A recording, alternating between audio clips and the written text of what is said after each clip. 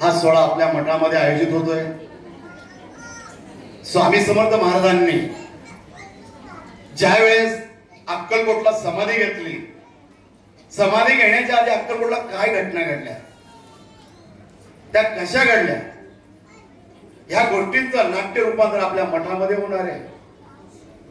आणि काही स्वामी भक्तांना समोरून दिसणार नाही, तर त्यांनी युट्यूबवर लाईव्ह बघितलं तरी चालेल। तर कथा प्रारंभ करण्याच्या आधी सगळ्या स्वामी भक्तांनी ज्या बाहेर महिला आलेल्या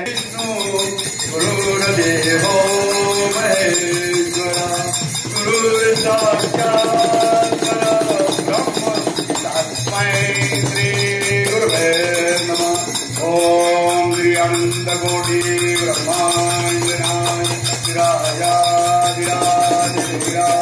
परब्रह्म श्री स्वामी समर्थ महाराज की जय। अनंत कोटी ब्रह्मांड नायक राजाधिराज योगीराज परब्रह्म सद्गुरु श्री स्वामी समर्थ महाराज यांच्या कृपेने आज जी स्वामी समर्थ महाराजांची कथा आहे, जे स्वामी समर्थ महाराज माझ्याकडून मधून घेतील ते मी तुमच्याकडून थोडक्यात सांगण्याचा प्रयत्न करतो। सद्गुरु श्री स्वामी समर्थ महाराज की जय। श्री स्वामी समर्थ अनंत कोटी ब्रह्मांड नायक राजाधिराज योगीराज परब्रह्म सद्गुरु श्री स्वामी समर्थ महाराज महाराजांच्या अनंत लीला अक्कलकोट मध्ये चालू होत्या। स्वामी महाराज प्रत्येक भक्ताची इच्छा पूर्ण करत होते। प्रत्येक भक्ताला स्वामी महाराज संकट समय त्याच्या पाठीशी जाऊन उभे राहत होते। दिवसामागून दिवस चाललेले होते। स्वामी भक्तांना समजत नव्हतं की जी वेळ आहे ती आपल्या जवळ आलेली आहे। स्वामी महाराज स्वामी सुतापासून दूर झालेले होते आणि स्वामी सुताची स्वामींना आठवण सुरू झालेली होती। आणि स्वामी सुताचा अपमान स्वामींच्या मठामध्ये झालेला होता। तेव्हा स्वामी महाराज स्वामी सुताला बोलत होते, अरे सुता कसला मी पण, जिथं मी संपतो तिथं मी सुरू होतो। महाराज स्वामी सुताशी संवाद साधत होते आणि थोड्याच वेळात बाळप्पा महाराज तिथे येणार होते आणि कथेला प्रारंभ होणार होता। अक्कलकोट मध्ये अनेक भक्तांना काय होणार, कुठली लीला होणार काही समजत नव्हतं। या संवादामध्ये अक्कलकोटची नगरी फक्त आनंदात होती। माझा स्वामी समर्थ माझ्या अक्कलकोट निवासी झालेला आहे, कारण की सर्वांना समजून चुकलेलं होतं हा ब्रह्मांड नायक या अक्कलकोटच्या भल्यासाठी अक्कलकोटला आलेला आहे आणि तो थोड्याच वेळात ह्या मठामध्ये प्रकट होतोय। तो स्वामी समर्थ आता मठामध्ये येतोय, त्यांचे भक्त त्यांच्या बरोबर आहे। जे स्वामी समर्थ आहे आता थोड्या वेळामध्ये आपल्या मठामध्ये प्रकट होणार आहे। स्वामी समर्थ बाहेर आले असतील तर त्यांना ताबडतोब मठामध्ये घेऊन यायचंय। तो ब्रह्मांड नायक आलेला आहे, भक्तांना आनंद आलेला आहे।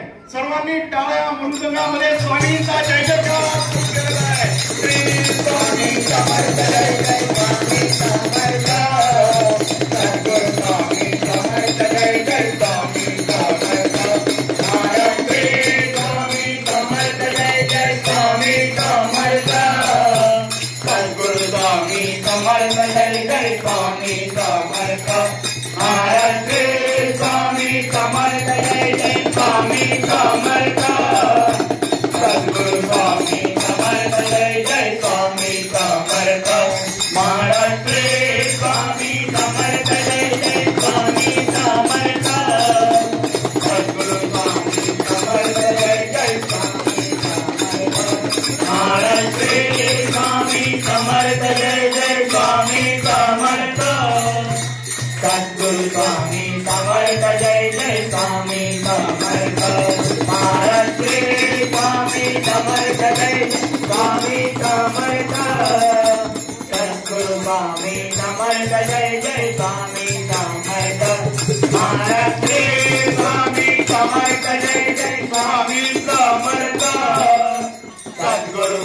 स्वामी समर्थ जय जय स्वामी समर्थ महाराज श्री स्वामी समर्थ जय जय स्वामी समर्थ सद्गुरु स्वामी समर्थ जय जय स्वामी समर्थ महाराज श्री स्वामी समर्थ जय जय स्वामी समर्थ सद्गुरु स्वामी समर्थ जय जय स्वामी समर्थ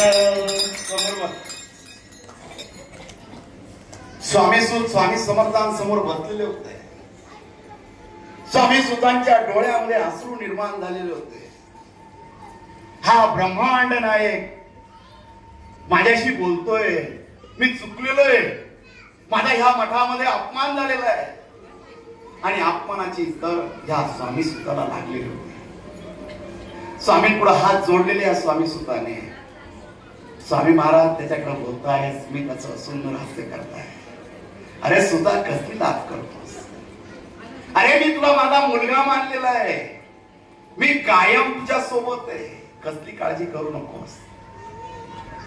माझ्या मठाची काळजी घे, मी पणा सोड, अहंकार सोड, मी तुझ्या सोबत आहे.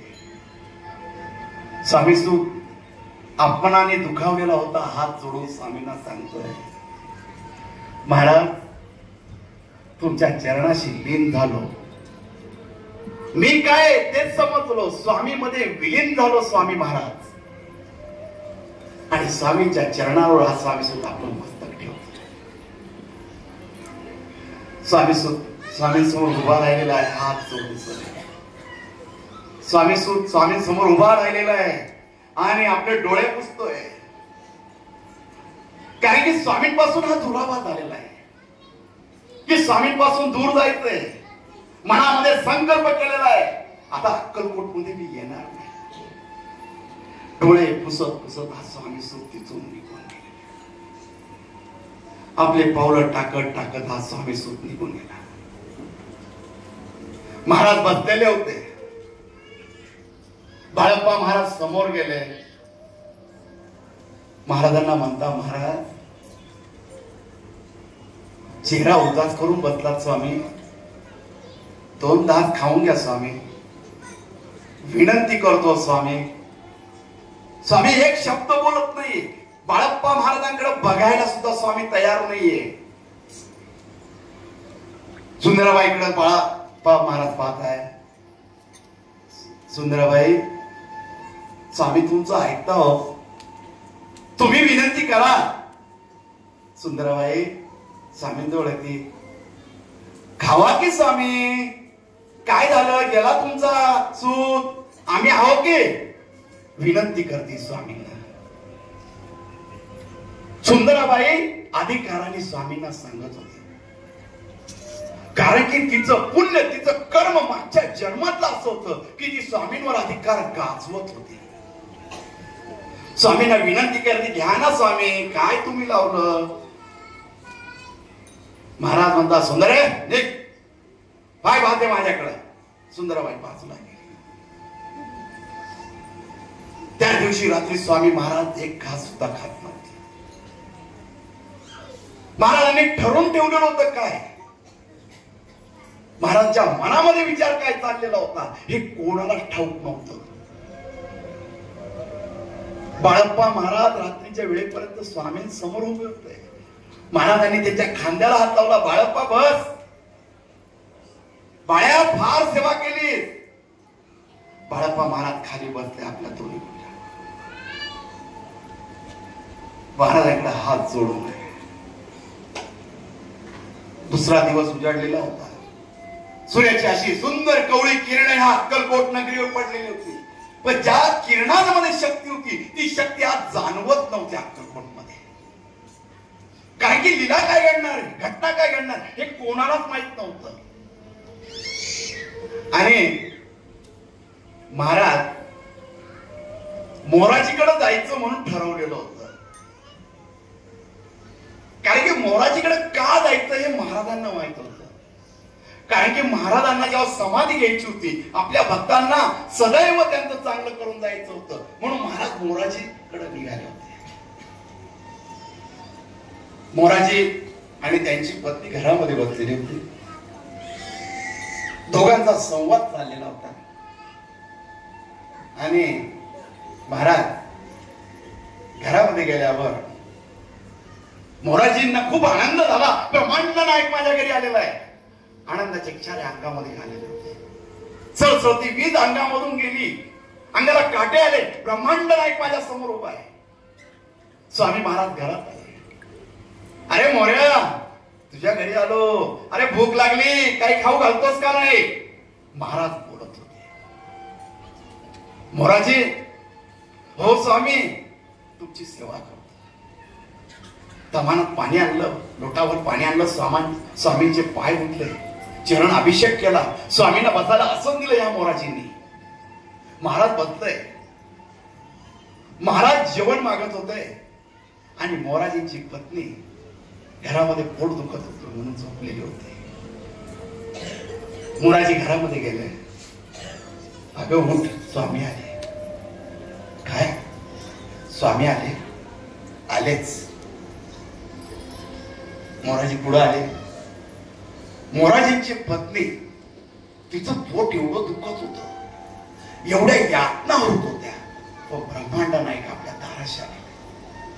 आनंदाच्या भरात उठली. स्वामी पुढे हात जोडले, नमस्कार केला स्वामींना. आणि मोराजीची पत्नी घरात गेली. मोराजी परत आले घरात. स्वामी जेवायला सांगताय, तुझ्या हातून आज स्वामींना जेवू घाल. हो, आनंद होता. दुःख विसरत होती. ब्रह्मांड नायकाला जेवण द्यायचं होतं. ब्रह्मांड नायकाला आता मी स्वयंपाक करून देणार आहे. आनंद त्या होता. आणि सर्व दुःख त्या ठिकाणी विसरलेली होती. महाराजांच्या आनंदाच्या ती स्वयंपाक करू लागले. पोट दुखू लागलं होतं. पोटामध्ये कळा येऊ लागल्या होत्या. पोटाला एक फडकं पॅक बांधलं. डोळ्यातून अश्रू वाहत होते मोराजींच्या पत्नीच्या. पण आनंद एवढा होता का मला या ब्रह्मांड नायकाला जेवू घालायचंय. डोळ्यातून अश्रू पडत होते. स्वामींसाठी स्वयंपाक करत होते. महाराजांनी, अगं किती वेळ लावणार? लेकीकडे बाप आलेला आहे. बापाला किती वेळ उपाशी ठेवणार? महाराज सांगताय, आलेच स्वामी, झालं. पण आवाज रडका झालेला होता. महाराजांसाठी नैवेद्य बनवला. महाराजांना जेवू घातलं. पोटाच्या यातना असंख्य होत होत्या. काय करावं? महाराजांना वाढायला जावं, वाकावं, तर पोट अजून दुखतोय. आणि हा ब्रह्मांड नायक त्याची लीला करत होता त्या ठिकाणी. ज्या वेळेस आपल्याला त्रास होतो, आपण म्हणतो मी भगवंताचं करतोय, आणि त्याच वेळेस आपल्याला त्रास होतोय, समजून घ्यायचं आपण कठीण परिस्थितीतून जातोय. म्हणजे देवाने आपल्याला कुठेतरी निवडलेलं आहे. भगवंत सुद्धा त्याच माणसाची परीक्षा घेतो. तो त्या लायकीचा आहे, तो त्या काबिल आहे की तो परीक्षामध्ये उत्तीर्ण होणार आहे. तो कोणाची परीक्षा घेत नसतो. आपण असंख्य लोक सुखी पाहतो, त्यांना कधी दुःख काय हे माहित नसतं. कारण देवाला माहित असतं ते त्या लायकीचे नाहीये. माझ्या संकटांना सामोरं जायचं. संकटाला सामोर तोच जाऊ शकतो तो भगवंताच्या परीक्षेत उत्तीर्ण होत असतो. त्यांना माहिती आहे माझी लेख उत्तीर्ण होणार आहे. स्वामींना जेवढं वाढायला जातील तेवढा पोटाचा त्रास होतोय. डोळ्यातून अश्रू भरून आलेले. पण ब्रह्मांड नायकाला कळलं ना मी रडते तर ती जेवणार नाही. पण डोळ्यातले अश्रू साठवून ठेवते, पदराने गुपचूप पुसते आणि स्वामींना वाढते. स्वामींचं जेवण झालं. स्वामींनी पोटावरून हात फिरवला आणि बोलवलं, बाई छान स्वयंपाक केला, तृप्त केलाच आम्हाला. महाराज एवढं आणि तिने पाय पडले. आपल्या आपल्या किचन घरामध्ये निघून मोराजी स्वामींना घेऊन निघाले. स्वामी घरी आले आणि बाळप्पा महाराज स्वामी समोर येऊन उभे होते. महाराज जेवण घ्याव की? अरे आम्ही जेवलो, मोरेच्या घरी जावलो. तू काळजी करू नकोस, तू शांत बस, आमची काळजी करणारे आम्ही आहोत. बाळप्पा महाराज बसून घेतले. आणि तो दिवस असा होता, महाराज विचार करत होते त्या क्षणी काहीतरी लीला घडणार होती. महाराज बसलेले होते. सायंकाळची शेड आरती स्वामींची होत होती. महाराजांना विनंती करत होती सुंदराबाई, स्वामी झोपून घ्या की, रात्र फार झाली. स्वामींनी सुंदराबाईकडे लक्ष दिलं नाही. सुंदराबाई परत आग्रह करते स्वामींना. स्वामी लक्ष देत नाही. हा मोराजी घरामध्ये बायकोचं पोट दुखतंय, आपल्या पत्नीचं पोट दुखतंय, त्याला माहित नाही आणि ती सुद्धा पतीला सांगत नाही. जे दुःख आहे ते स्वतःवर यातना सहन करते. त्या ठिकाणी पतीला सांगू का दुःखात टाकायचं. आणि रात्रीची वेळ झाली, स्वामी बसलेले होते. त्याशी रात्री स्वामी झोपलेले नव्हते अक्कलकोटमध्ये. त्या दिवसाची रात्र फार कठीण होती स्वामींसाठी, कारण की स्वामींची काळजी आपल्या लेकी पोटी लागलेली होती. महाराज विचार करत होते आणि इकडं मोराजींच्या पत्नीच्या पोटाच्या वेदना ह्या असंख्य वाढत चालल्या होत्या. तिने ठरवलं आता याला औषध नाही, स्वतःला संपवून द्यावं. पतीला रात्रीचं पाणी दिलं. पती झोपी गेले, एवढी वाट पाहिली आणि घरातून निघाली. दाराजवळ विहीर होती. आता जीव द्यायचा असं तिने मनाशी ठरवलं. मोराजींना थोडी सुद्धा शंका मनामध्ये नव्हती की काय घडणार आहे. आणि मोराजींची पत्नी तिथं आलेली आणि हात जोडते विहिरीजवळ आणि स्वामींचं स्मरण करते. महाराज लेक सोडून जाते. महाराज बसलेले होते. महाराजांच्या डोळ्यात पाणी आले, कारण की बाप फार वेगळी व्याख्या आहे. बापाला कळतं ना आपली लेक सोडून जाते. ज्याही बापाला त्यांच्या लेक सोडून गेलेल्या आहेत त्यांना त्यांच्या लेकीचं प्रेम काय त्यांना जाऊन विचारा की त्यांच्या लेकी त्यांच्यापासून दुरावलेल्या आहे. या जगात नाही. त्या बापाला माहिती लेकीचं प्रेम काय. आणि स्वामींना ते लेख मानायचे म्हणून स्वामींच्या डोळ्यामध्ये पाणी आलेलं होतं त्यावेळेस अक्कलकोटमध्ये. स्वामींच्या कानावर हाक आले मोराजींच्या पत्नींची. बाबा मी जाते. महाराजांनी छाती वाटवलं. नाही गो जाऊ बाळा, मी आहे, बाळा नको जाऊ. महाराज रडताय. महाराजांच्या डोळ्यातून पाणी येतंय. मोराजींची पत्नी हात जोडते आणि बाळाप्पा महाराज स्वामी सो काय झालं स्वामी, काय झालं, काय झालं. बाळा बाजूला हो. बाळाप्पा महाराज समोर उभे होते. महाराज त्यांना बाजूला करता. अरे बाळा बाजूला हो, माझी लेक, तिला वाचव. महाराज सर्व करू शकत होते पण लीला करायची होती. बाळाप्पा महाराजांना स्वामी सांगताय बाळा वाचव. काय झालं स्वामी सांगा. अरे मोऱ्याची बायको जीव देते, तिला वाचव. ती विहिरीजवळ गेली, मोऱ्याच्या विहिरीजवळ उभी आहे, जा. काय बोलता स्वामी, तुम्ही इथं बसले, सांगितलं ना एवढा कर, निघितून. बाळाप्पा महाराजांचा स्वामींवर विश्वास ठेवला. बाळाप्पा महाराज स्वामींपासून निघाले. स्वामी भक्तांना सांगितलं अरे निघा. महाराजांनी आदेश दिला, मोराची बायको आत्महत्या करते, आपला जीव देते. सर्व जण त्या विहिरीजवळ गेले आणि मोराजीची पत्नी हात जोडून उभी होती आणि आपलं आयुष्य आता संपवणार. महाराज येते आणि स्वामी स्वतः म्हणतात नको ग बाळा, नको जाऊ मला सोडून, तुझ्याशिवाय कोण आहे, तुझ्या की लेक मला खाऊ घालते. आणि महाराज तिथं जागेवर बोलताय. मोराजीच्या पत्नीने हात जोडले आणि आपला जीव त्या विहिरीमध्ये दिला. बाळप्पा महाराज असंख्य स्वामी भक्तांना घेऊन त्या विहिरीजवळ गेले. मोराजींची पत्नी मध्ये पडलेली. तेवढ्या बाळप्पा महाराज मोराजीच्या घराजवळ गेले आणि दार ठोकवतात. अहो मोराजी उठा. मोराजी काय उठत नाही. जोर जोरात दार ठोकतात. अहो उठा उठा. मोराजीने आवाज ऐकला, दार उघडला. अंधार. काय बाळप्पा महाराज एवढ्या रात्री काय? अहो काय येणं केलं, पत्नी घरात आहे का? बघतो. बघायला गेले, पत्नी दिसत नाही. काय झालं, माझी पत्नी घरात नाही, तुम्हाला कसं? अहो ती जीव द्यायला गेली विहिरीजवळ, चला.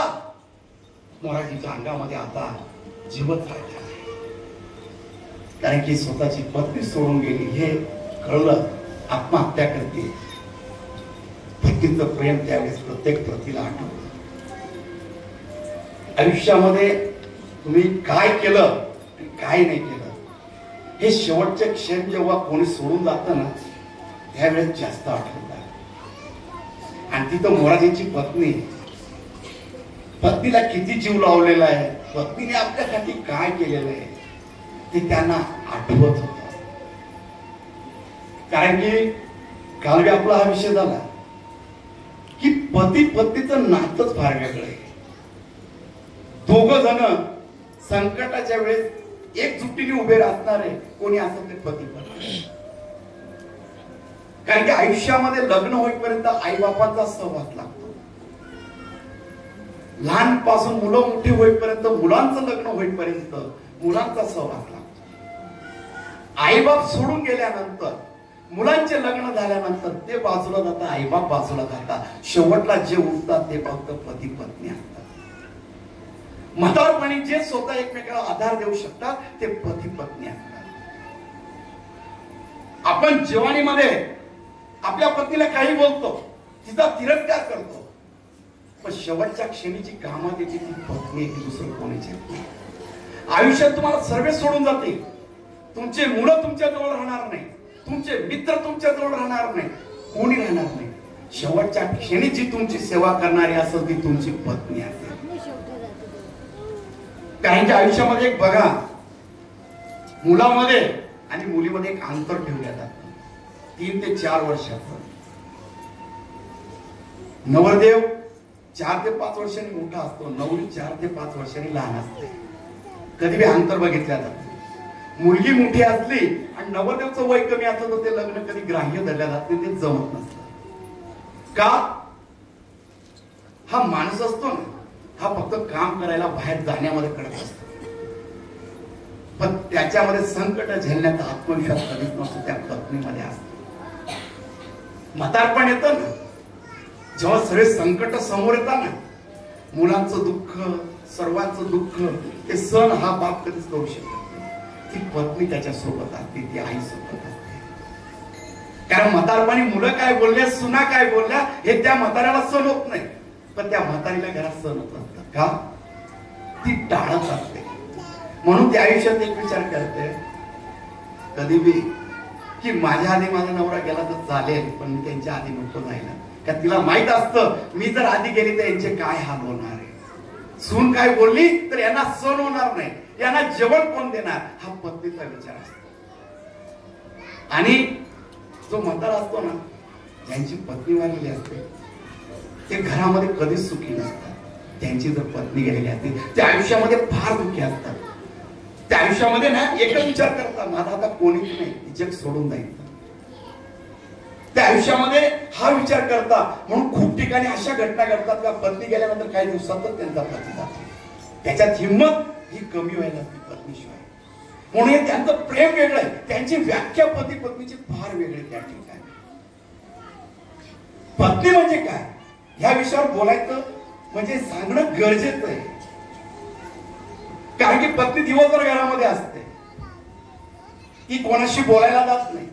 घरामध्ये बोलत तर नातेवाईकांशी बोलत, फोनवर बोलत घरामध्ये राहणार, आणि आपल्या सासूशी बोलणार, सासऱ्याशी बोलणार, बाकी मुलांशी तिचा संवाद होत नाही आता शिक्षणाशी. म्हणून नवरा घरामध्ये आल्यावर एक अपेक्षा असते की काहीतरी माझ्याशी आल्यावर घरात बोलावं. कारण की नवरा बाहेर फिरत असतो, मित्रांशी बोलत असतो, सर्वांशी बोलत असतो, म्हणून तो मोकळा असतो. आणि तो घरात आल्यावर तिच्याकडून एकच अपेक्षा असते की माझा नवरा माझ्या मित्राप्रमाणे राहायला पाहिजे, माझ्याशी 2 शब्द प्रेमाने बोलला पाहिजे. म्हणून ती प्रेमाने बोलायला जातील, एकच म्हणते ऐकावं, आणि इकडे या भाऊची काठी सरकते. कारण की पतीला तो बाहेरच्या संकटातून घरात आलेला असतो, त्याला ते रोजचा कंटाळा आलेला असतो, म्हणून तो तिच्याकडे लक्ष देत नसतो. तेव्हा तिच्याकडून एक अपेक्षा असते की माझा नवरा माझ्याशी मित्रासारखा घरात वागावा, आणि तो वागत नाही. त्याचं दुःख तिला जास्त असतं, कारण ती तिचे आईबाप सर्व सोडून तिच्या नवऱ्याजवळ आलेली असते. याच्याजवळ सर्व असतं, त्याचे आईबाप असतात, त्याचे भाऊ बहीण, त्याचे नातेवाईक सर्व त्याच्या सोबत असतात, पण तिच्या सोबत कोणी नसतं. म्हणून तिच्याकडून ती अपेक्षा असते. तर ही मोराजींना समजलं होतं की आता पत्नीने जीव दिलेला आहे, काय होणार. मोराजींच्या डोळे पाण्याने भरून आले होते, आणि ते बाळप्पा महाराजांजवळ विहिरीजवळ आले, आणि पत्नी पडलेली तिला लोक काढताय. त्या मोराजी म्हणतात काय झालं, काय चुकलं का माझं, तू रडते का पडली विहिरीमध्ये, मला सोडून जाऊ नको, मी राहू शकत नाही तुझ्याशिवाय. आणि आपल्या पत्नीकडे पाहून ते ढसा ढसा रडत आहे. बाळप्पा महाराज त्यांचा हात धरत आहे. थोड्याच वेळात मोराजीच्या पत्नीला बाहेर काढण्यात आलं. बेशुद्ध अवस्थेमध्ये ती पडलेली होती. मोराची पत्नी रडत होती, आणि आपल्या पत्नीला जाग उठ ना ग, उठ ना ग. तो पत्नी सोडून गेलेली होती. मोराजीने आपल्या मांडीवर आपल्या पत्नीचं डोकं ठेवलेलं होतं आणि डोक्यावरून हात करत होते, अगं उठ ना, तुझ्याशिवाय माझं कोणीच नाही. आणि मोराजी धनाट चालत होते. महाराज थोड्याच वेळात आले. महाराजांसमोर कोणीच नव्हतं. महाराज पावलं टाकत टाकत मोराजीच्या घराजवळ आले आणि महाराजांच्या डोळ्यामध्ये अश्रू होते. महाराज तिथं येऊन पोहोचले. महाराज तिथं येऊन पोहोचल्यावर मोराजींची पत्नी तिथं पडलेली होती. मोराजींची पत्नी तिथं पडलेली होती. महाराजांनी पाहिलं आणि महाराज एकच बोलले, माझी लेक मला सोडून गेली. आणि जेव्हा स्वामी शब्द बोलताना जे स्वामी भक्त तिथं जमा होते ना, सर्व रडू लागले होते. सर्व वाचन रडू लागले की ब्रह्मांड नायक हे शब्द बोलतोय.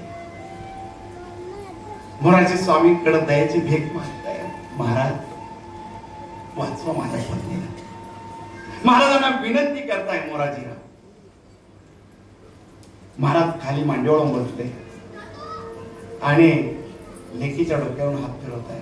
बाळा उठ, तुझा बाप आलेला आहे, उठ ना. आणि आवाज देत आहे, अगं उठले का, तुझा बाप आलेला आहे. आणि थोड्याच वेळात तिने नजर उघडली, स्वामींकडे बघितलं. तो आनंद मोराजींना झाला. मोराजींनी हात जोडले, तिथे जे कार सुरू झाला. श्री स्वामी समर्थ, जय जय स्वामी समर्थ, सद्गुरु स्वामी समर्थ, जय जय स्वामी समर्थ, महाराज स्वामी समर्थ, जय जय स्वामी समर्थ, सद्गुरु स्वामी समर्थ, जय जय स्वामी समर्थ, महाराज स्वामी समर्थ, स्वामी सर्वांनी महाराजांकडे बघितलं आणि मोराजींची पत्नी डोळे उघडले. सर्वांचं नामस्मरण झालं. महाराजांकडे बघते, बाबा आला, काय झालं, का जीव देतेस, आम्हाला चांगलं लागणार का, आमची लेक सोडून जाणार आहे, काय झालं होतं, काय सांगू बाबा, माझं पोट, अगं तुझं पोट दुखत होतं, आम्हाला माहित होतं, आम्हाला जाणून घ्यायचं होतं की आमची लेक बापाकडे काहीतरी मागणार आहे, पण तू मागतच नव्हती. प्रत्येक बापाला अपेक्षा असती की लेकीने माझ्याकडून काहीतरी मागावं. लेक जर सासरी गेली तर तो बापच असतो की तिला अपेक्षा असते त्या बापाला लेकीने माझ्याकडे काहीतरी मागावं. त्याच्या खिशात 10 रुपये जरी असते ना तर हळूच गुपचूप देतो, राहू दे तुझ्याकडे. तो बाप असतो. काही बाप जो प्रेम लावतो ना लेकीला तर कोणी लावू शकत नाही. कारण की लेकीचं जे प्रेम असतं ते बापावर असतं. कारण की आयुष्यभर त्या लेकीसाठी झटत असतो तो बाप असतो. कारण की त्याच्या आयुष्यात 2च स्वप्न असतात, एक माझ्या मुलीचं लग्न आणि एक माझ्या मुलीचं शिक्षण. बस तो आयुष्यामध्ये दुसरा कोणताच विचार करत नाही. तो म्हणजे बाप. स्वामी महाराज लेकीजवळ बसलेले होते आणि लेकीने डोळे उघडले होते. स्वामींना आनंद झाला होता. लेकीला सांगते, अगं तू माझ्याकडे काहीतरी माग. तेव्हा ती स्वामींना सांगत होती, महाराज माझं पोट, अगं पोट मला सांगायचं, मी कशाला तुझ्या घरी जेवायला आलो होतो, तुझं पोट दुखत होतं म्हणून मी तुझ्या घरी आलो होतो, माझ्या लेकीला त्रास व्हावा नाही म्हणून मी तुझ्या घरी आलेलो होतो. जो बाप सांगत होता तसे स्वामी बापाप्रमाणे लेकीला प्रेम लावत होते. आणि ही स्वामी तुला हात जोडून बसलेली. महाराजांनी सांगितलं, अरे भस्म आणा. भस्म आणला. स्वामींनी आपल्या लेकीजवळ दिला, तिच्या पोटाला भस्म लावला स्वामींनी आणि तिथंच पोटाची दुखणी थांबली. आणि त्या ठिकाणी मोराजीला स्वामींनी सांगितलं, अरे मोराजी आम्ही आता जाणार आहे म्हणून आम्ही तुला भेटायला आलेलो आहे. स्वामी बघतो उभे होते आणि त्यांना स्वामी सांगताय, अरे मुंबईला जा, माझ्या स्वामी सुताला घेऊन या. स्वामी सुताची आठवण येते मला, माझं लेकरू येते, त्याला घेऊन या, त्याला भेटायचे.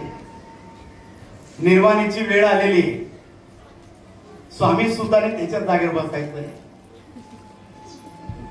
स्वामी सुताला महाराज सांगताय घेऊन या, निर्वाणीची वेळ आलेली. महाराज एक एक शब्द पण त्याचा अर्थ पोल पडत नव्हता. काही स्वामी भक्त स्वामी सुताला घेण्यासाठी मुंबईला गेले आणि तो दिवस फार वाईट होता. स्वामी सुतांनी त्या ठिकाणी देह त्याग केलेला. स्वामींच्या भजनामध्ये असताना स्वामी सुतांनी मुंबईला मठामध्ये स्वामींचं नामस्मरण चालू असताना स्वामी सुतांनी देह त्याग करून गेला आणि ते मुंबईच्या स्वामी भक्तांना तिथे गेल्यावर कळालं. आता स्वामींसमोर सांगावं कसं. मुंबईत स्वामी भक्त आले आणि आल्यावर स्वामी महाराज बसलेले होते आणि स्वामी सुद्धा सोडून गेले.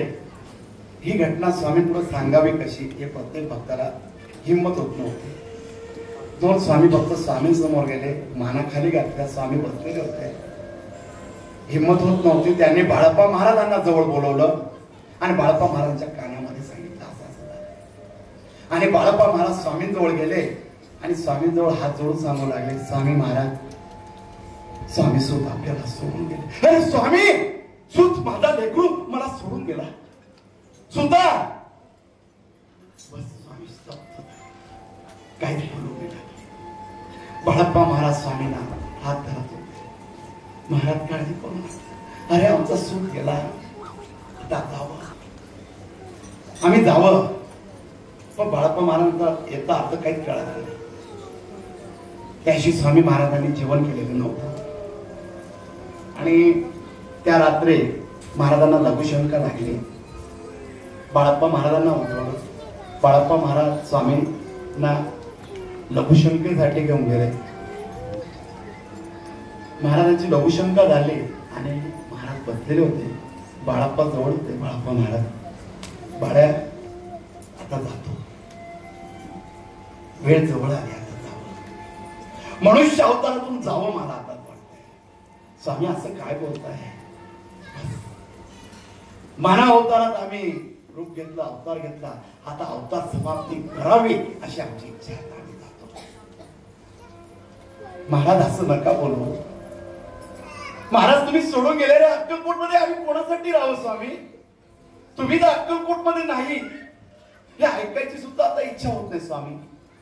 बाळ्या बस, आमचं लेकरू आमचा स्वामी आम्हाला सोडून गेलेला आहे. आमच्या लेकीला आम्ही भेटलो, आमची लेक तर आम्हाला भेटली, पण आमचा सूत आम्हाला सोडून गेलेला आहे. आमचा चोळ्या बी आम्हाला सोडून गेलेला आहे. आता कोणासाठी ना, आता अवतार समाप्ती करावी. बाळ्या एक काम कर, मी अवतार समाप्ती करेन. माझी समाधी ना चोळ्याच्या दारात, त्याने माझ्यासाठी आधीच खट्टा खंदून ठेवलेला आहे. महाराज असं नका बोलू. चल मला घेऊन चल. महाराजांचा बाळप्पा महाराजांनी हात धरला आणि रात्रीच्या वेळेस वटवृक्षापासून स्वामी महाराज बाळप्पा महाराजांबरोबर तिथून निघाले आणि चोळप्पाच्या दाराजवळून उभे राहिले. हा बघ, हा माझ्या चोळ्याने खड्डा खणून ठेवलेला आहे. इथं माझी समाधी बांधा. माझ्या अनेक स्वामी भक्त येणार, माझे दर्शन करणार. प्रत्येक भक्त माझ्यासाठी येणार. सेवा करायला लावा, मेवा मी देणार. प्रत्येक भक्ताबरोबर मी असणार. महाराजांना परत हात धरला. बाळप्पा महाराज वटवृक्षाजवळ घेऊन आले. महाराज आलेले होते. बाळप्पा महाराज त्याशी रात्रभर झोपले नव्हते. मनामध्ये विचार एकच चालू होता की ब्रह्मांड नाईक सोडून जाणार आहे.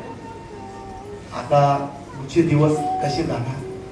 जो गुरु आहे, ज्या गुरुने जीवन कसं जगावं, ज्या अंधकारातून ज्या प्रकाशाकडे नेणारा जो गुरु आहे, तोच मला सोडून जाणार आहे. पण राहावं काय अक्कलकोट मध्ये. आणि स्वामी जर नाहीये तर अक्कलकोट मध्ये राहिलं तरी काय. पण रात्रभर तो विचार करत होता. स्वामी महाराज झोपी गेले. रात्रभर त्या दिवशी बाळप्पा महाराज झोपलेले नव्हते. सकाळी उठले, डोळ्यामध्ये आसू साठलेले होते, तोंडातून हुंके निघत होते बाळप्पा महाराजांच्या. आणि ते सुंदराबाई जवळ गेलेले होते. सुंदराबाई, बोलायचंय तुमच्याशी. खूप भांडणं झाले आपल्या दोघांमध्ये, वाद झाले. काय झालं बाळप्पा, बोला तुम्ही. पण जे शब्द सांगायचे होते बाळप्पा महाराजांना, तोंडातून शब्द फुटत नव्हते. जीभ जड पडलेली ती बाळप्पा महाराजांची. कारण की बोलता बोलता रडू सुटत होतं त्यांना. सुंदराबाई काय सांगतो. महाराज पण असे हात करत होते. अहो काय झालं बाळप्पा, आता काय करताय? सुंदराबाई, काय सांगायचं नाही मला, माझ्याकडून शब्द नाहीये, माझ्याकडे शब्द नाहीये. काय झालं सांगा की, का तुम्ही आम्हाला बोलता असे? सुंदराबाई हात जोडते. अहो बाळप्पा बाबा बोला. स्वामी जात आहे. कुठे? महाराज सोडून जात आहे. अक्कलकोट मधून आता अवतार समाप्ती करताय स्वामी महाराज. अहो असं काय बोलताय? तोंडावर काहीतरी शब्द थांबवा. लाज वाटली पाहिजे तुम्हाला, माझ्या स्वामींबद्दल असे बोलताय. खरंच सुंदराबाई, मला लाज वाटली पाहिजे. रात्री स्वामी बरोबर होतो आणि स्वामी मला सर्व शब्द सांगत होते आणि बाळप्पा मला ढसा ढसा रडू लागले, सुंदराबाई रडू लागले. आणि महाराजांचा एक भक्त होता कानफट्या. हा कानफट्याने महाराजांची एवढी सेवा केलेली आहे. तर हा कानफटा आहे ना, स्वामींपुढं कधीच आता उलटा चाललेला नाही. स्वामींना पाठ आयुष्यभर या कानफट्याने दाखवले. तो स्वामी समोर कायम उलटा चालायचा, उलटा. आणि त्याच्या आयुष्यातलं एक गोष्ट आहे या कानफट्याची. महाराज शौचाला जायचे ना, तर त्या शौच हा कानफट्या खायचा स्वामींचा. ज्या ठिकाणी प्रत्येक जण विचार करेल स्वामींचं शौच आहे, हा कानफट्या खायचा. या अक्कलकोट मध्ये घटना आहे. आणि हा कानफट्या स्वामींजवळ उभा होता आणि बाळप्पा महाराजांचा आणि सुंदराबाईचा रडका चेहरा पाहून सने, काय झालं? काय रडताय? घरात कोणी मेला का तुमच्या? काय रडक्या चेहरा करू नये. हा कानफट्या बोलत होता. काय पण ह्या कानफट्याचा स्वभाव विचित्र होता, भांडण करणं, खंडन करणं. म्हणून त्याच्याशी बाळप्पा महाराजांनी आणि सुंदराबाईंनी त्याच्याशी वाद घालताना काही ना काही बोलले. कानफट्या आपल्या जागेवर जाऊन स्वामींजवळ उभा होता. सकाळची वेळ झालेली होती.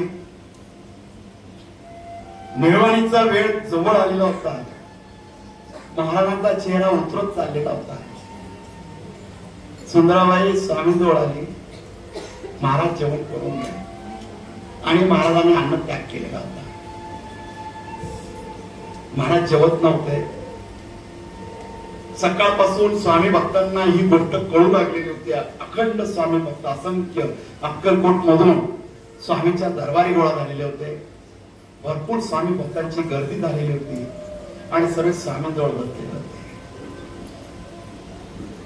आणि थोडी गोष्ट असते, गावामध्ये सगळीकडे प्रचार झाल्या. प्रत्येकाला वाटतं आपल्या जवळची व्यक्ती जाणार आहे आणि स्वामी समाधी अवस्थेत जाणार आहे, स्वामी सोडून जाणार आहे. म्हणून प्रत्येक जण स्वामींना भेटण्यासाठी तिथे येतो. असंख्य स्वामी भक्त त्या वटवृक्षाच्या छायेमध्ये जमा झालेले होते आणि महाराजांचा चेहरा आता पडून गेला. महाराजांना जेवण्यासाठी सर्वजण आग्रह करत होते. महाराज 2 घास खाऊन घ्या. सुंदराबाई घडी आग्रह करत होते. बाळप्पा महाराज आग्रह करत होते. पण महाराज काहीच बोलत नव्हते. महाराज बोलले, ए श्रीपादा, पाणी तापव. सायंकाळची वेळ होती आणि महाराज हे शब्द बोलले. बाळप्पा महाराज जोरदार रडू लागले. महाराज असं नका ना बोलू, आंघोळ करून पाणी तापव. ए श्रीपादा, उठ. काय बघतो? उठ, आमच्याकडे पाणी तापव, पाणी तापव, सांगतोय तुला. एवढं स्वामी महाराज बोलत. श्रीपाद भटांना फक्त आज्ञा होती स्वामींची पाळायची होती, ते पाणी तापवण्यासाठी गेले. महाराजांसाठी पाणी तापवण्यात आलं. स्वामींना पितांबरावर बसवलं, आपल्या चौरंगावर बसवलं आणि स्वामींना स्नान सर्वांनी घातलं. पण तो दिवस असा होता की सर्वांच्या डोळ्यामध्ये पाणी होतं आणि स्वामींना स्नान घालत होते.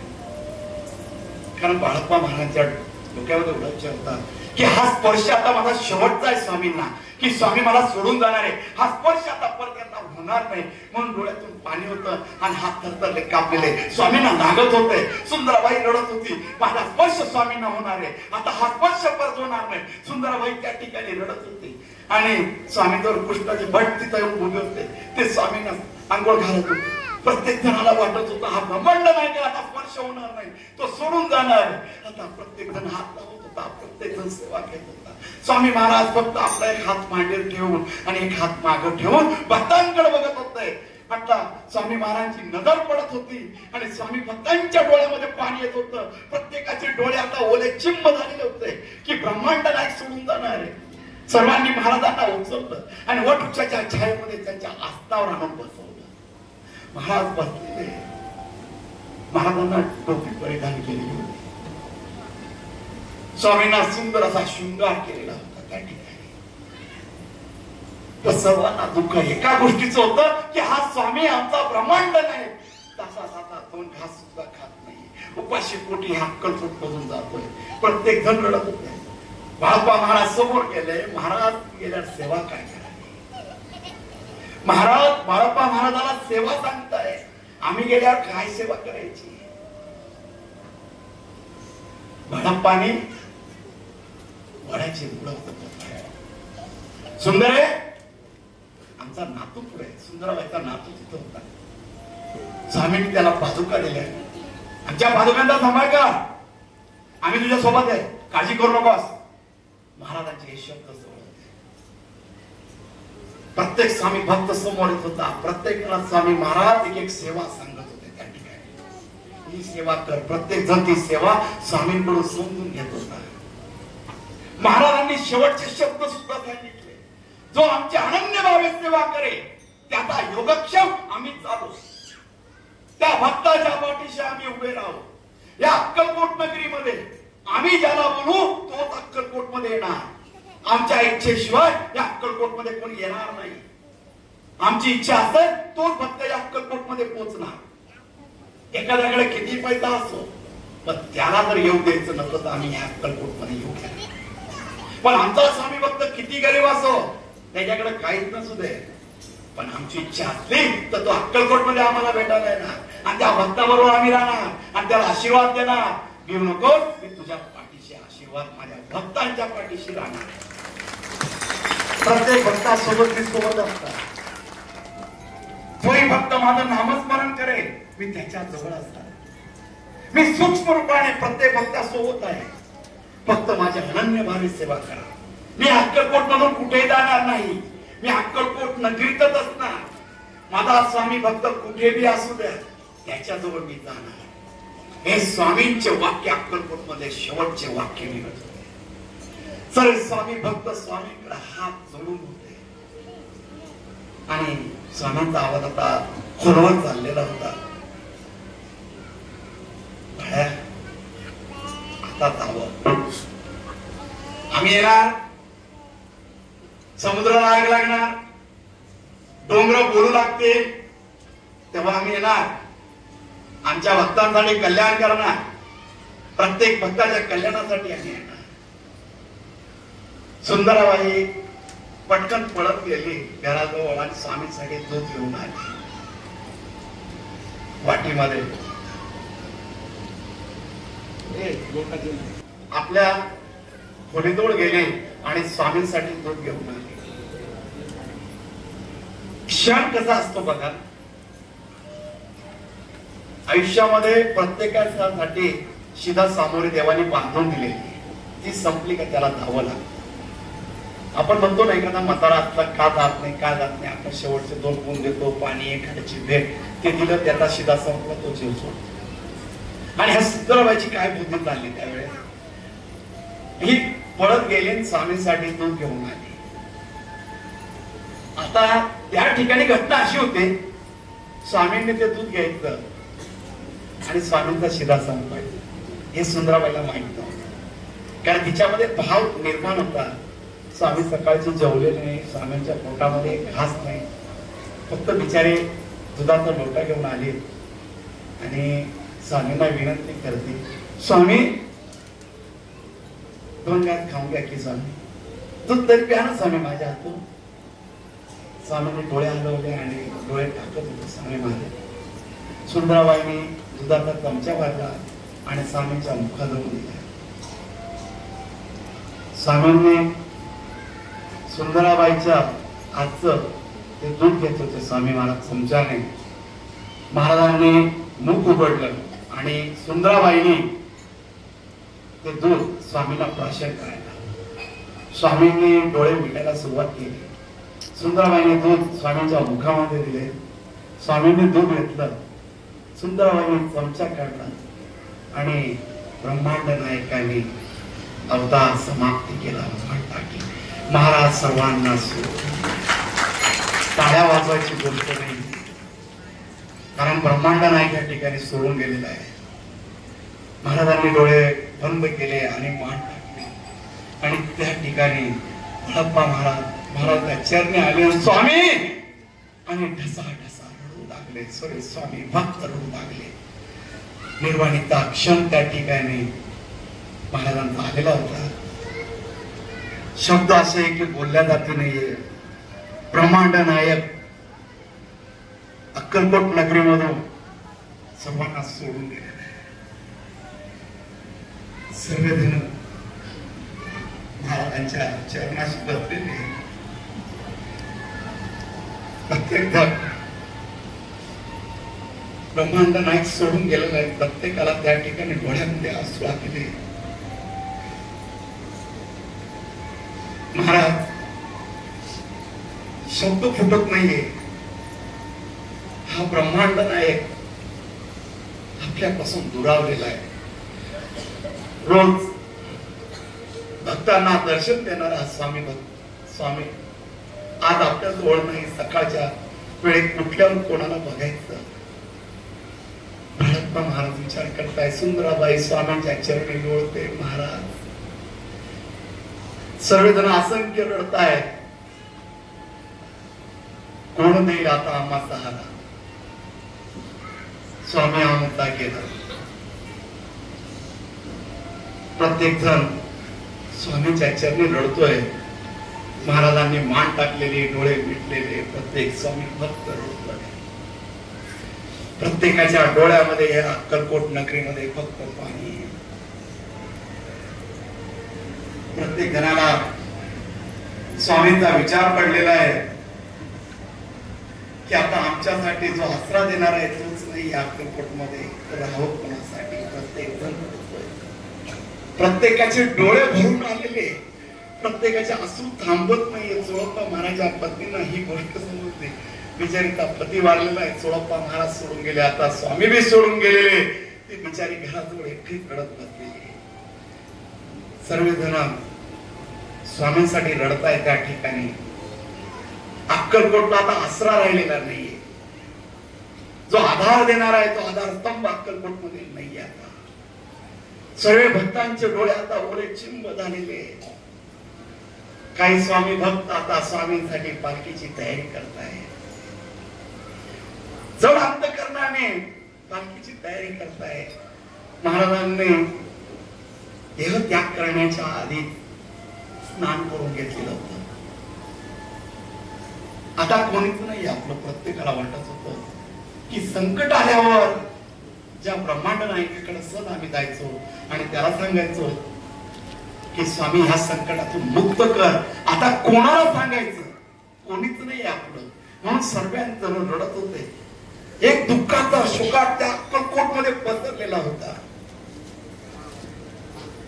प्रत्येकाच्या घरी चूल पेटलेली नव्हती.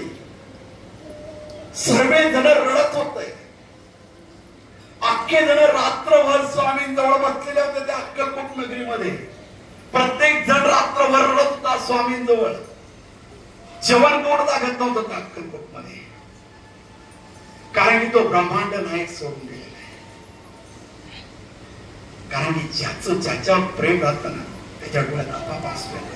कारण तो त्याचा गुरु असतो. त्याच्याबद्दल असतात की ते आपलं मानलं जातं. एक जीव होतं. गुरुशी एकरूप झाल्यावर ना गुरु काय असतो ते कळलं जातं. आणि गुरु सारखं प्रेम कोणीच देत नाही.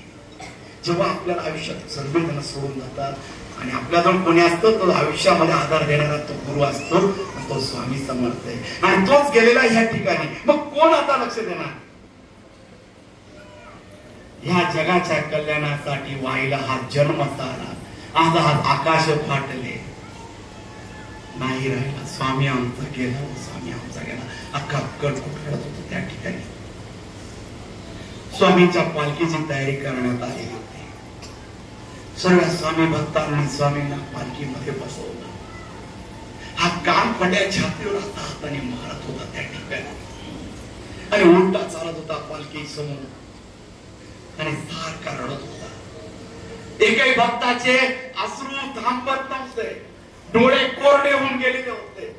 रडून रडून फक्त स्वामींची आठवण येत होती त्या अक्कलकोट नगरीमध्ये. स्वामींना पालखीमध्ये चोळप्पा महाराजांच्या घराजवळ आणण्यात आलं आणि स्वामींची पालखी आणलेली. स्वामींचं मूर्ती जे स्वामी मृतावस्थेत होते, स्वामी समाधीत राहत होते आणि चोळप्पा महाराजांची पत्नी बघत होती, डोळ्यामध्ये आसपास.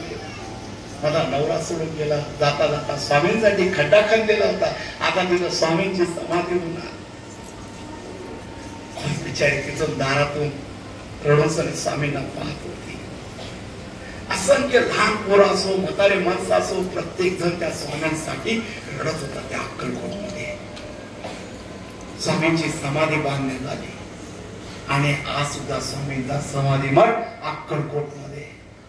आज सुद्धा स्वामी महाराज त्या समाधी मधून येतात, सर्व भक्तांच्या इच्छा पूर्ण करतात, प्रत्येक भक्तासाठी धावून जातात. कोणता भक्त कुठे त्याच्यासाठी धावून येतात. आज 600 किलोमीटर अंतरावर सुरगाणा गाव आहे, पण मठाची काळजी त्या ब्रह्मांड नायकाला वाटली म्हणून स्वतःच्या पादुका या सुरगाणा नगरीत दिल्या आणि त्या सुरगाणा नगरीचं नाव पडलं प्रति अक्कलकोट. आज आपल्या गावाचं वैभव या स्वामींनी बदलवलेलं आहे. आज आपल्या गावाचं तीर्थक्षेत्र होतंय ते ह्या ब्रह्मांड नायकामुळे होतंय. आज गावागावातून परदेशातून लोक येऊ लागले, या स्वामींमुळे आपल्या सुरगाण्याचं नाव विचारू लागले. इतक्या दिवस आपल्या सुरगाण्याकडे पाहण्याचा दृष्टिकोन वेगळा होता आणि आजचा दृष्टिकोन लोकांचा बदलू राहिला. तो फक्त म्हणतो का तुम्ही नशिबान आहात की तुम्ही सुरगाण्यामध्ये जन्म घेतला, तिथं प्रति अक्कलकोट झालं. हे नाव सुरगाण्याला मिळतंय या ब्रह्मांड नायकामुळे. आज स्वामी भक्त सांगतात, काही काही जण या मठात येते नाही, पण ते जेव्हा आनंदाने येतात तेव्हा एक शब्द मला बोलतात, माऊली मी या गावाला गेलो, मी जेव्हा बोललो सुरगाण्यात 4 जण माझ्या जवळ आले. अहो तिथं मठ आहे ना स्वामींचा, प्रति अक्कलकोट झाला ना, बस माझ्या गावाचं नाव ऐकलं, अहो आनंद झाला. मी मठात येत नाही पण माझ्या गावाचा गौरव दुसऱ्या गावामध्ये होतोय, बस ते ऐकून मला आनंद झाला, मी मठात येईल. हे परिवर्तन लोकांमध्ये होतंय त्या ब्रह्मांड नायकामुळे. सुरगाण्याचं वैभव बदलण्यासाठी आज स्वामी समर्थ आपल्यासाठी आलेला आहे. त्या पादुका महाराष्ट्रात कोणाला भेटल्या नाही, फक्त महाराष्ट्रामध्ये फक्त सुरगाण्याच्या मठाला भेटल्या. हे वैभव प्राप्त या स्वामींनी करून दिलेलं आहे. तुम्ही गणित बी बघा नकाशाचं, सुरगाणा गुजरात बॉर्डरवर येतं शेवटचं टोक, अक्कलकोट शेवटचं टोक येतं कर्नाटक बॉर्डरवर. दोघं शेवटच्या टोकाला आहे महाराष्ट्राच्या. आणि सरकारने हायवे जो मंजूर केला, सुरत ते चेन्नई हायवे चालू केला, त्याच्यामध्ये महाराष्ट्राची पहिली बॉर्डर सुरगाणा लागते, शेवटची बॉर्डर अक्कलकोट लागते. म्हणजे सुरगाण्याच्या भक्तांना जर अक्कलकोटला जायचं असलं तर पुढचा हायवे सुद्धा तयार होतोय की 5 तासात माणूस अक्कलकोटला पोहोचेल. सरळ रस्त्याने हे स्वामींनी सोय करून दिली. त्याची लीला अपार आहे. तुम्ही समजू नका की हे सरकार मंजूर करतं, त्याला बुद्धी देणारा हा ब्रह्मांड नायक आहे. त्यांना माहित होतं हे प्रति अक्कलकोट होणार आहे, लोकांना जायची सोय झाली पाहिजे म्हणून त्यांनी रस्त्याची सुद्धा सोय करून दिलेली आहे. हे सर्व आधी गणित जोडल्या गेलेले आहे. आपण भाग्यवान आहोत, आपण सुरगाण्यात जन्म घेतला आणि त्या गावाचं नाव प्रति अक्कलकोट झालं. म्हणून कुठे जाताना सुरगाणा बोलू नका, आम्ही प्रति अक्कलकोट मध्ये असतो. हे मुखामध्ये असू द्या, त्या स्वामींचं नाव निघेल. अक्कलकोट शब्द जरी मुखामध्ये आला ना, स्वामींचं नामस्मरण निघलं जातं त्याच्यामध्ये. एवढी शक्ती ह्या अक्कलकोट शब्दामध्ये. अक्कल म्हणजे काय, अक्कलकोट म्हणजे त्या शब्दामध्ये अर्थ होता म्हणून स्वामी अक्कलकोटला होते. अक्कलकोट म्हणजे पहिला शब्द तो अक्कल, ही आपली अक्कल. त्या अक्कलेला जे कोड बांधल्या जाते, जे बंधन बांधलं जातं तो कोट. म्हणजे आपल्या अक्कलेला जे बंधन बांधलं जातं तो कोट म्हणजे अक्कलकोट. म्हणजे आपल्या अक्कलेने दुसरं काम करू नये, स्वामींचं नामस्मरण यावं म्हणून ते अक्कलकोट. म्हणून आपल्या प्रति अक्कलकोट, आपल्या सुरगाण्यामध्ये जे अक्कल आहे त्याला कोड बांधायचा आहे म्हणून प्रति अक्कलकोट. ही स्वामींची सेवा आहे. या ब्रह्मांड नायकाची सेवा करा, तो तुम्हाला मेवा दिल्याशिवाय राहणार नाही. आपल्या मठामध्ये स्वामींनी असंख्य भक्तांना इच्छा पूर्ण केल्या. ज्यांना 10 वर्षापासून